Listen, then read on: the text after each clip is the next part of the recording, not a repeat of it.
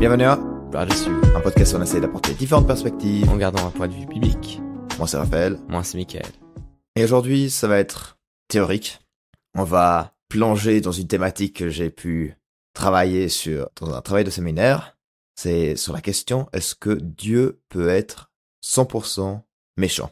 Qu'est-ce que déjà tu penses, Mickaël, là, quand je parle de ça? Peut-être t'as déjà un peu entendu ce que moi j'ai fait, mais Alors, c'est vrai que, en premier abord, c'est très compliqué, ou quelque chose de très dans un sens compliqué à associer avec soi-même et à ses croyances, parce qu'on croit, moi, j'ai toujours cru, s'il y avait un Dieu, il doit être bon, sinon on ne nous aurait pas créé. Donc, pour moi, c'était très irrationnel et illogique de dire qu'un Dieu peut être 100% mauvais. Mais c'est vrai, sans avoir posé beaucoup de questions moi-même sur cette thématique-là. Pourquoi Dieu est 100% bon ou il doit être 100% bon?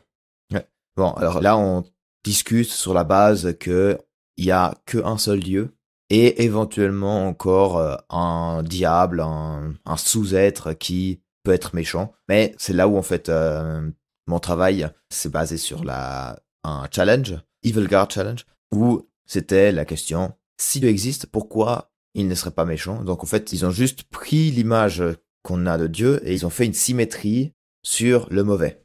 Donc tu prends le même Dieu, sauf qu'il est mauvais, et ça c'est justement la question, est-ce que c'est possible? Si c'est possible, il y a des conséquences comme quoi le bon Dieu pourrait pas exister. Est-ce que tu comprends pourquoi ça pourrait pas exister? Si le mauvais Dieu peut exister, pourquoi ça nullifie? Bon, c'est oui, parce que t'as que un Dieu, c'est-à-dire que si t'as un mauvais Dieu, ou ouais, non.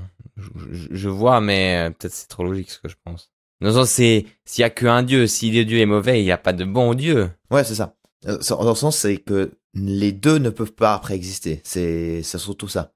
C'est-à-dire que ce que tu veux dire, c'est qu'il peut pas être bon et mauvais en même temps.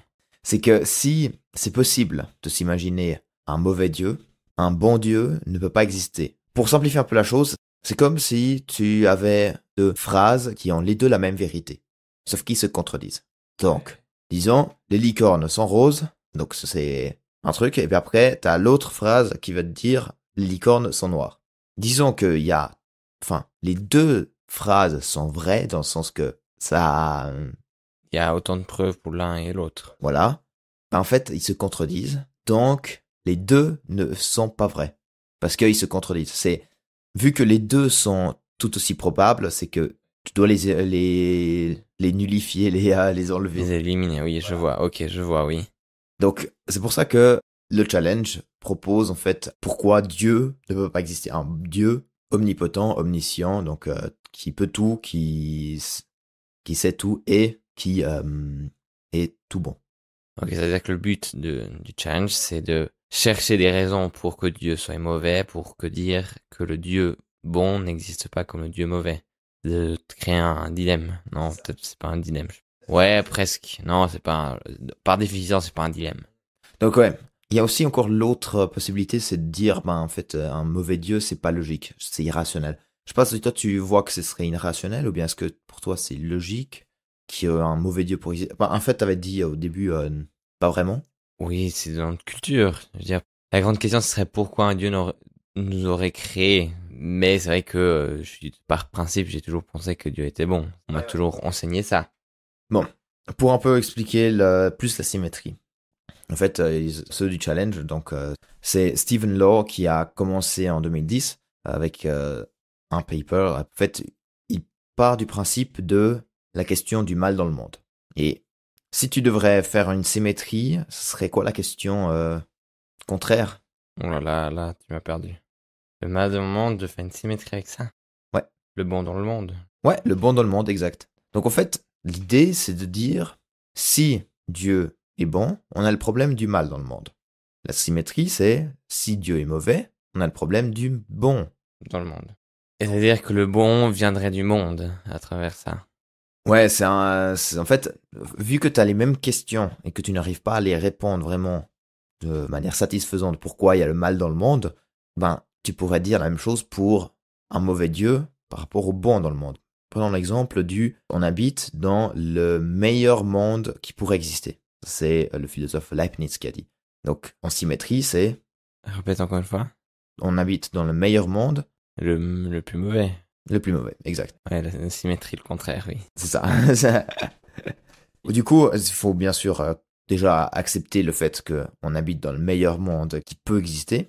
Certains l'ont redéfini en disant, en fait, on habite dans le meilleur monde que nous, on peut exister nous-mêmes. Parce que si le monde était meilleur, ça veut dire que nous, n'existerait pas, parce qu'on est aussi mauvais en soi. Ok.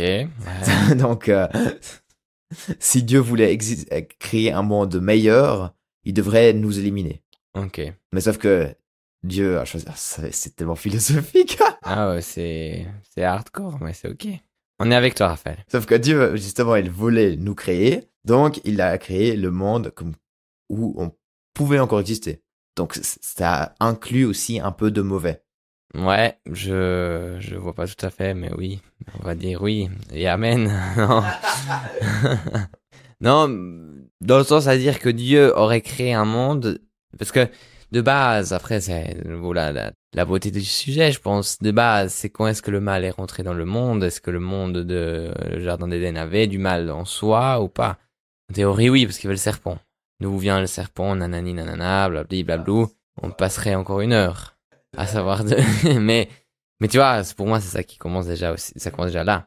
En tout cas, voilà, les questions, c'est si on a des problèmes avec le mal dans le monde, avec un bon Dieu, pourquoi on n'accepte pas l'autre idée que si Dieu était mauvais, il y a le problème avec le bon dans le monde. Donc c'est ça un peu la base du challenge. Et depuis, il y a eu beaucoup de papers qui sont sortis, qui en ont parlé. Et en 2024, il y a Jack Symes qui sort un livre où il regarde en fait tous les arguments qui sont sortis jusqu'à là et regarde si c'est probable que tu puisses faire une symétrie. Et il a catégorisé les symétries en 3 catégories avec l'idée que Dieu soit parfait. Donc, est-ce que on peut penser à un Dieu parfait avec l'idée qu'il soit mauvais? Après, il y a encore la théologie créationnelle. Donc, en fait, par rapport à ce qu'on voit dans le monde et comment on peut définir en fait le mal. Donc, c'est pas par rapport à Dieu, mais c'est par rapport au monde, le mal dans le monde. Est-ce qu'on peut faire des symétries? Et troisième, c'est la théologie révélationnelle, donc en fait la Bible. Est-ce que dans la Bible même on peut faire une symétrie? Ou est-ce que tu penses que c'était le plus simple pour Jack Symes de faire une symétrie? Dans la Bible. Oh, intéressant de dire ça. Pour les arguments, il y a 3 arguments pour la théologie parfaite de Dieu, il y a 4 arguments pour l'idée créationnelle et 4 pour l'idée Bible révélationnelle. Et dans la Bible lui-même, il a trouvé seulement une manière de vraiment créer pour lui une symétrie satisfaisante.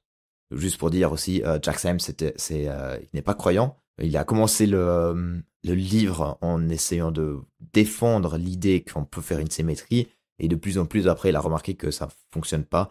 Du coup, ça est devenu une défense contre la bonté de Dieu. Ok, puis il est devenu chrétien? Non, il n'est pas devenu chrétien. Agnostique. Agnostique. Ouais, il ne sait pas. Mais en tout cas, son livre, aussi dans la description, c'est Defeating the Evil God Challenge in Defense of God's Goodness. Et en fait, je pense que je voudrais surtout parler en fait de la Bible. On avait la question un peu de la dernière fois, est-ce qu'on a le même Dieu? Parce qu'on avait aussi la question, mais le Dieu du l'Ancien Testament, il est violent, etc. Ben, selon Jack Symes, en fait, je vais dire les arguments, les 4 trucs. Donc, il y a les miracles, c'est aussi une sorte de révélation de Dieu. Il y a les expériences religieuses, donc en fait de vivre Dieu lui-même. Et après, il y a dans la Bible même, il y a 2, c'est les actions de Dieu et comment Dieu est décrit dans la Bible. Il n'y a qu'une seule manière où il a pu faire une symétrie, ça serait... Oula. Est-ce que tu penses que ce serait le plus simple? Dans les manières que vous décrit, oui. Comment Dieu est décrit dans la Bible? Oui. On peut penser, mais justement, on avait aussi parlé dans l'autre podcast que dans l'Ancien Testament, on parle aussi de la bonté de Dieu, mais jamais de la méchanceté. La méchanceté de Dieu n'est pas décrite. C'est... Ah oui, c'est vrai. C'est pas dit Dieu est méchant, point. Oui, c'est vrai, oui. Donc là, il n'y a pas de symétrie. C'est dans les actions. Dans le sens où... Ouais, qu'est-ce que Dieu fait dans la Bible là? Ah! Qu'est-ce qui en fait est attribué à Dieu? Ah oui, bon, moi je le voyais aussi un peu comme ça, mais oui. Ah oui, ouais, comme ça. Certes, c'est pas décrit, mais là quand même... Ouais, c'est décrit que Dieu envoie la plaie, les 10 plaies sur Égypte. Oui, exactement, ou d'autres choses. Du coup, là, c'est la seule manière où il a pu faire une symétrie où il dit, ouais, on peut voir par rapport aux actions, ça peut être un bon dieu, mais ça peut être aussi un mauvais dieu. Ouais, je vois. Mais sinon, les descriptions explicites, ben voilà, il n'y a pas de description où c'est marqué Dieu est méchant, Ouais, il y a pas un one-on-one de quelque chose, ouais. c'est ça. C'est chaque fois Dieu est bon, Dieu est patient, etc., même dans l'Ancien Testament. Et maintenant, les expériences religieuses et les miracles, je voudrais bien un peu savoir, bon, on peut prendre ça un peu ensemble, hein. Expériences religieuses et miracles, pour moi, c'est un peu la même chose. Mais la question, c'est comment est-ce que tu penses que les gens ont créé une symétrie par rapport à dans le sens, ok, ben, un bon Dieu, il fait des fois des miracles. Je sais pas s'ils auraient pris l'aspect qu'il a pas guéri tout le monde ou des manières comment il a guéri, peut-être. Ouais, alors, c'est vrai que il parle pas de anti-miracle. Ouais, de malédiction. Voilà, des malédictions. Alors, bien, il y a certains qui décrivent des expériences religieuses négatives, où ils ont tout d'un coup peur, où ils ont... Mais ça, c'est hors biblique, on est d'accord. Ça, c'est hors biblique, oui. Alors, mais c'est quand même dans la théologie révélationnelle, parce que c'est Dieu qui se révèle Ouais, dans nos vies, à travers la Bible ou à travers des expériences. je vois. Mais ce qui est intéressant dans ça, c'est que moi, je trouve aussi un peu faible cet argument-là, parce que les expériences religieuses, il y a personne qui dit que c'est Dieu. C'est souvent dirigé sur un démon, sur le diable, comme ça, par rapport à les expériences négatives. Oui, oui, je vois ce que tu veux dire. Et puis après, oui, il y a aussi les anti-miracles, il y en a pas vraiment, mais ça même s'il le décrit bien, c'est une attaque contre l'idée d'un bon Dieu, plutôt que de dire ah c'est un mauvais Dieu qui le fait. Donc c'est toujours un peu un argument qu'il sort, c'est que cette symétrie ne prouve pas qu'un Dieu pourrait être méchant, mais critique en fait que Dieu pourrait être bon. Je vois pas trop l'argument alors. Ouais, ben alors l'argument des anti-miracles, c'est de dire par exemple que les miracles pointent sur un mauvais Dieu, c'est de dire ben les miracles sont pas propagés de manière juste. Donc en fait, c'est un peu random qui est guéri. Sauf que là, c'est aussi un truc, si c'est un mauvais Dieu qui le fait, Pourquoi il guérirait à long terme? ça, et puis au plus, c'est normal que ce soit random. Alors bon, du coup comme ça pointe en fait sur un mauvais Dieu, parce que du coup si tu dis ah ben, c'est injuste, etc. Mais c'est justement pas une question de Dieu est mauvais du coup, c'est plutôt une question est-ce que c'est compatible de dire ah ben Dieu ne guérit pas tout le monde. Un bon Dieu, pourquoi un bon Dieu guérirait ou même interagirait dans le monde pour guérir tout le monde, pour arrêter Auschwitz, etc. C'est plus une question justement de critiquer pourquoi un bon Dieu ne le fait pas, que de dire ah ben en fait c'est un mauvais Dieu qui le fait. Ouais, ouais. Très abstrait. Oui, ça ferait. Heure de philosophie. Alors, à la fin, Symes conclut que dans ce monde-là, un mauvais Dieu ne peut pas exister. Il argumente aussi avec le fait que il y a personne dans le monde qu'on connaît qui croit en un mauvais Dieu. Tout le monde croit soit dans un bon Dieu, soit polythéistiquement un mauvais bon Dieu ensemble. Donc c'est Mélange. un mélange, mais un mauvais Dieu, dans le sens que il est juste mauvais, il y a que un mauvais Dieu qui existe, point barre, il n'y a pas quelque chose en dessus, ou comme ça n'existe pas. Donc en fait, c'est encore un argument empirique par rapport à la recherche dans le monde qui montre que ça ne pointe pas vers un mauvais Dieu. Ouais. Dans le sens que tout le monde pense ça, et c'est pour ça que ça pourrait pas être le cas que y ait un mauvais Dieu. Ok. Et on peut dire aussi, ok, on va faire ça tout d'une manière théorique. Parce que peut-être en théorie ça fonctionne. Alors, qu'est-ce qu'il faut pour que ce mauvais Dieu existe? Beaucoup de mauvais dans le monde. Même pas ça dans le sens, dans les caractéristiques. Le charistique de Dieu. Ouais, les caractéristiques de Dieu. Tout des choses mauvais. Ouais, et ça veut dire, est-ce que ça... Oh là, ça c'est... c'est un très philosophique. Est-ce que la colère est mauvaise? Oui, exact. Il y a beaucoup de choses qui vont changer juste de le fait que si Dieu est mauvais, enfin, il y a la métaéthique qui va changer.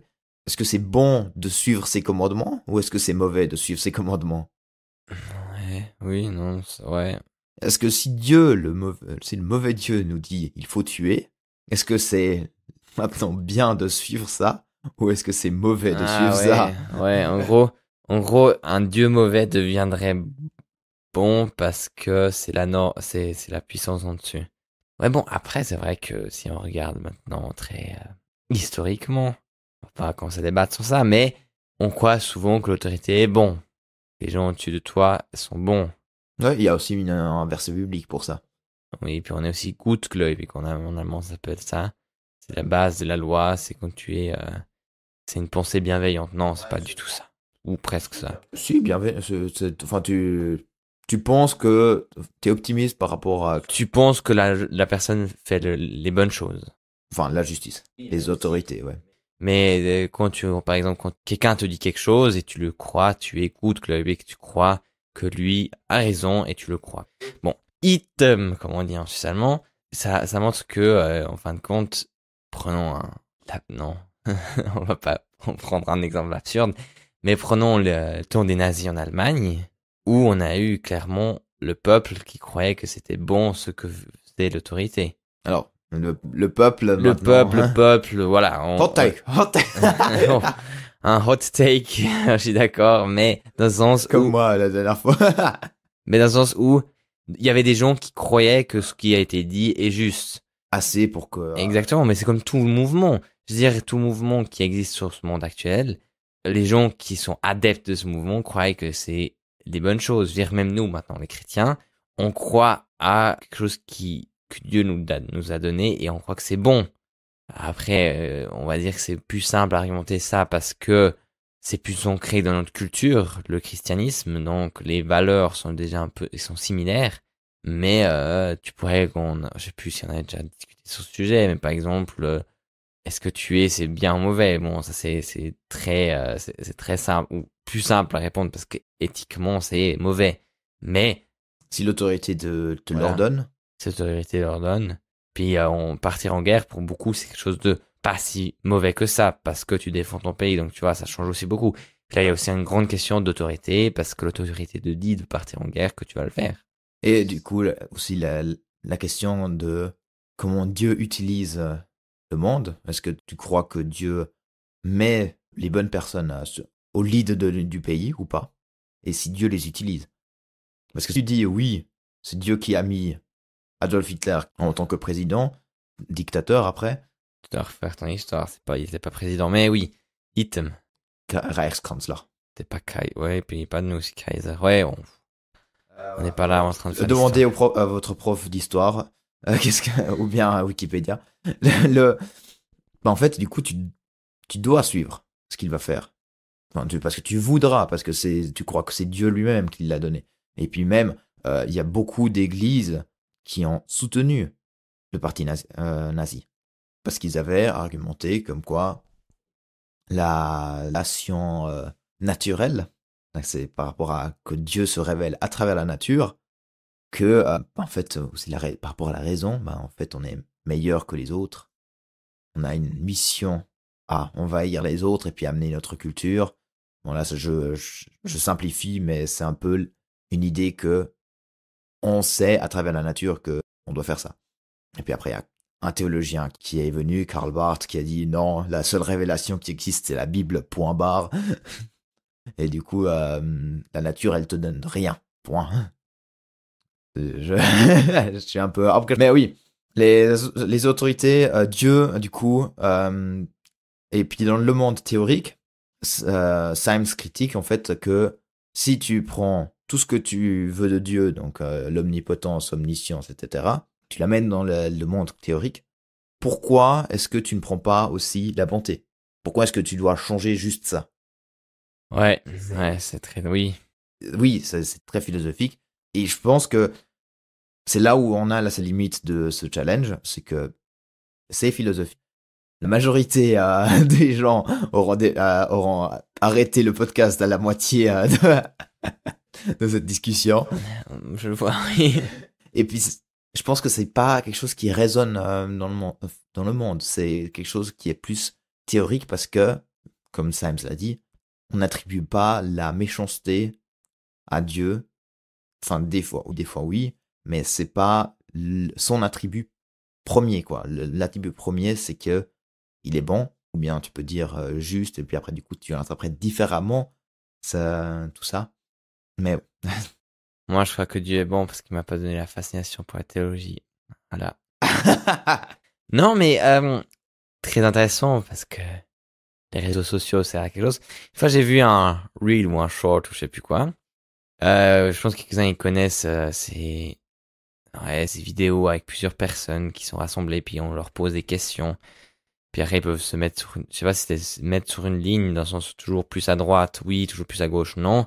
Puis tu peux être un peu entre deux. Mais je crois que c'est pas ça, c'est un autre truc. C'était plus avancez-vous si vous pensez. Puis c'était la question que le diable est mauvais. C'est intéressant, ça a un peu un lien parce que toi tu déclarais que c'est pas mis dans le monde. Mais c'était étonnant, j'ai pas vu toute la vidéo donc je sais pas qu'est-ce que c'était comme personnalité et tout ça. Il y avait qu'une personne qui s'est avancée sur 6. Que le diable est mauvais. Mauvais, ok. Une personne a argumenté, un argument très classique dans ce domaine-là, c'est le serpent qui a donné la connaissance aux humains. En donnant la nourriture, mangeant du fruit du bon et du mal. Donc Dieu voulait nous séparer de quelque chose, de savoir et nous garder bêtes. Ok, ouais. Donc en fait, dire que Dieu serait mauvais. Exactement. Donc il y a quand même un petit potentiel actuel qui pousse à ça, surtout d'être un peu dans les domaines qui sont contre, des mouvements contre l'humanisme actuel, dans le sens un peu de notre côté conservateur peut-être, ou moins dynamique que le monde actuel, qui fait que il croit que le diable était pas si mauvais que ça et pas si mal. Ouais, bah, le seul problème, c'est que la question, c'est sur quoi tu te bases. Pour ça, la Bible, elle dit clairement que Dieu est bon. Donc, c'est pas à travers une partie de la Bible que tu vas pouvoir argumenter que Dieu est mauvais. Oui, puis en fin de compte, c'est-à-dire qu'il croit dans une partie de la Bible et le reste, il ne croit pas. C'est pour ça que je dis c'est un argument très basique, mais il y a quand même une pensée, ein sogenanntes Gedankengut, qui est en train d'être répandu dans le monde, qui est dans le sens où Dieu serait mauvais et le diable serait la bonne personne. Je suis plus sûr, mais je crois que dans les évangiles, Jésus parle déjà aussi de ce moment-là. Je parle pas de la fin des temps, hein. Non, non, c'est pas dans ce sens-là, mais dans le sens où il y a aussi, je crois, d'autres passages où c'est dit que on va inverser un peu ça. Après, il y a toujours eu ça. Oui, c'est ça. Mais je trouve le truc qui est intéressant à cette pensée, c'est que, en fin de compte, certes, c'est pas, je n'encourage pas ce mouvement-là, hein, dans le sens où, au moins, il y a un mouvement où on se dit, ah, mais il doit exister un Dieu. Et il doit exister un bon et un mauvais côté. Donc, des forces supérieures. Donc, il y a aussi une ouverture spirituelle qui est intéressante, mais qui doit être percée par la vérité. Amen. Amen. Ouais.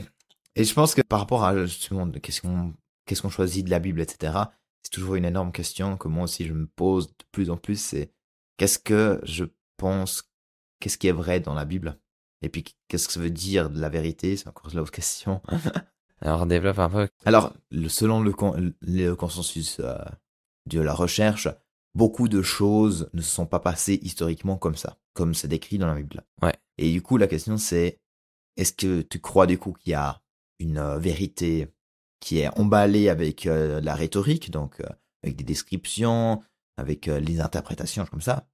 Ce que moi je pense. Mais du coup, si tu dis que ce n'est pas, enfin la vérité historique, elle est cachée derrière, t'as le risque de dire, bon ok, ben alors ça c'est une description mauvaise, ça c'est une description bonne, et donc tu tries un peu la Bible par rapport à ce que t'as envie. Qui est plus difficile, je vois. Ce qui est plus difficile. Et là, en fait, tu vas pas dire tu tries la Bible par rapport à ce que tu as envie, tu vas plutôt dire tu vas trier la Bible par rapport à son message ultime qui est, pour beaucoup de libérales, l'amour. L'amour du prochain et de soi-même.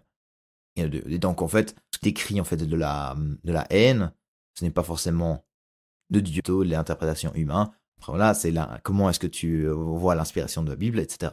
Tout ça pour dire, qu'est-ce que tu prends de la Bible, qu'est-ce que tu gardes, comment est-ce qu'il faut interpréter les autres passages, parce que, de toute façon, on interprète les passages qui nous choquent un peu, que ce soit de dire, ben, Dieu est juste, ou bien que Dieu ne soit peut-être pas compréhensible des fois. Ses chemins sont plus grands que les nôtres.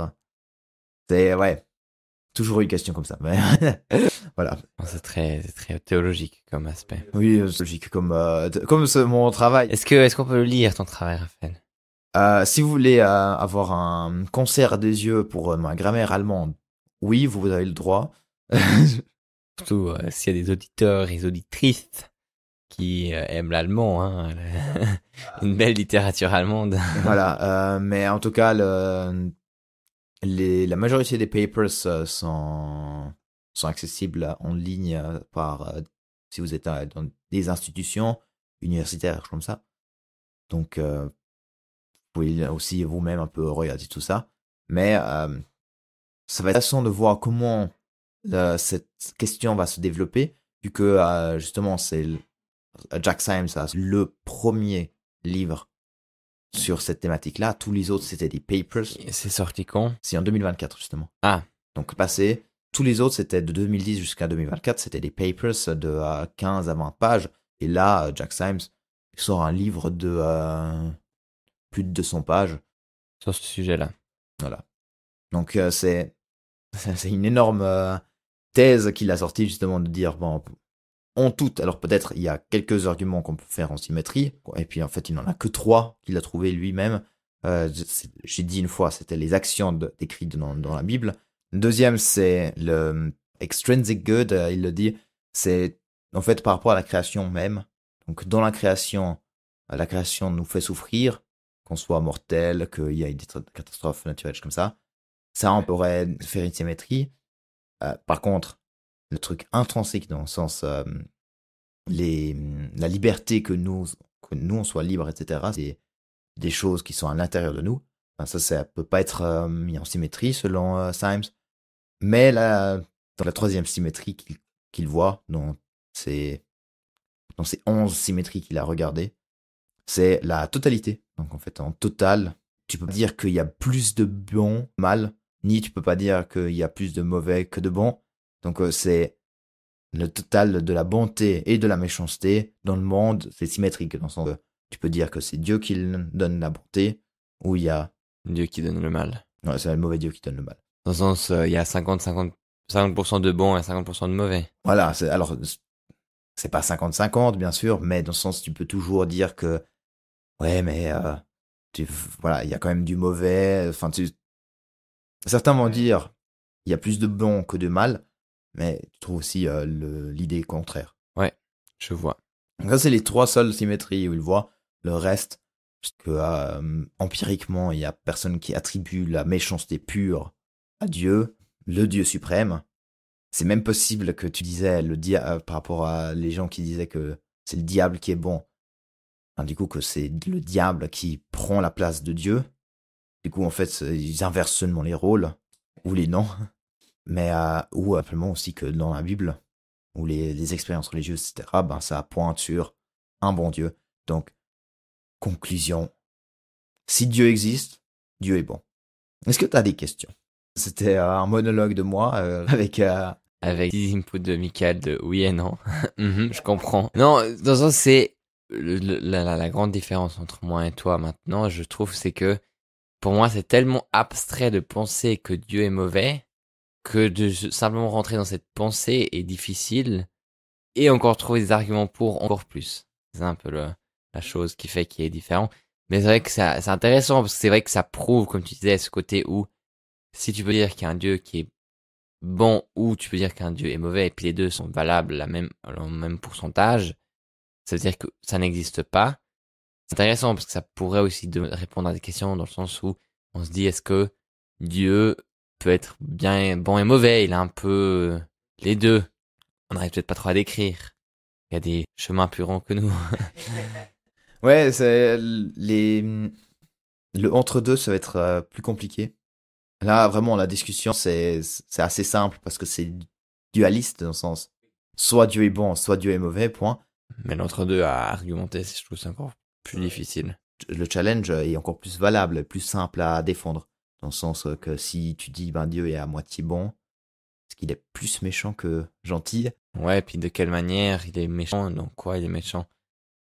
Mais je trouve que c'est vrai que c'est très philosophique et très théorique à réfléchir. mais c'est une réflexion qui vaut la peine, parce que c'est vrai qu'on ne se pose jamais la question, puis surtout avec cette tendance, comme j'ai dit avant, côté où, ouais, mais ça ton est bon, comment est-ce que tu peux aussi un peu voir ça et dire, mais tu peux pas dire ça comme ça de rien du tout. C'est ça.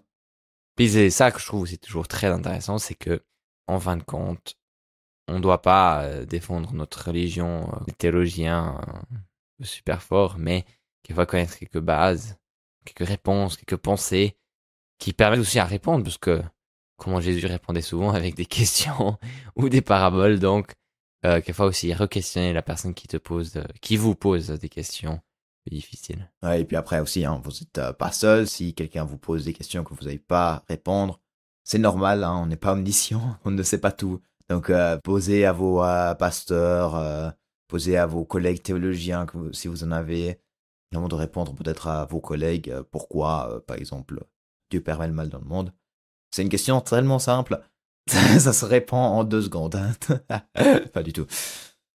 Ouais, bon, après, la grande question, c'est aussi, souvent, moi, je trouve intéressant parce que les gens, ils posent des questions, mais ils savent pas aussi vraiment argumenter pourquoi ça pourrait être dans l'autre sens, tu vois. Ouais, ben c'est plutôt des questions critiques. Pourquoi Dieu le permettrait pas, ou pourquoi Dieu permettrait le mal dans le monde, pourquoi il le permettrait pas. Ouais. Quelquefois, c'est très visé sur nos mois. Voilà, c'est des questions critiques. Le but, c'est de remettre en question quelqu'un, donc c'est normal. C'est ça, et c'est pas... Ouais, c'est toujours plus simple de re-questionner l'autre personne que de se positionner de soi-même. Parce que, enfin, comme on avait dit pour la stupidité, en théologie, dès que tu te positionnes sur une définition, t'as 3 autres qui reviennent avec des questions pour te dire non. C'est ça, Pierre. En fin de compte, tu peux argumenter avec plein de chemins, et ça restera une partie de philosophie. Ouais, et puis, comme un professeur de l'islam avait dit, des fois, il y a des vérités théologiques qui sont faux philosophiquement. Et des fois, c'est le contraire aussi, dans le sens... je pense que là, il parle beaucoup plus sur l'idée, par rapport à ce qu'on a reçu dans la parole, le Coran, nous, la Bible, que des fois, la philosophie dit que c'est faux. C'est pas forcément quelque chose de... Enfin, voilà, c'est toujours même encore une plus grande question, c'est comment est-ce qu'on comprend Dieu? Est-ce que la philosophie peut nous aider? Et jusqu'à à quel point? Ouais, c'est difficile. Ouais. Bon, si on comprenait Dieu, est-ce que ce serait Dieu? Ça, c'est encore l'autre question. Je pense que on va partir dans un clap final, au lieu de poser encore trop de questions. Je crois que, ouais, si vous voulez lire mon travail, écrivez-moi sur Insta, brothers.view. J'espère que ça a pu quand même vous pister sur quelque chose, poser des questions comme ça. C'est en tout cas... Merci d'avoir écouté. Et au prochain épisode 2. Brothers View.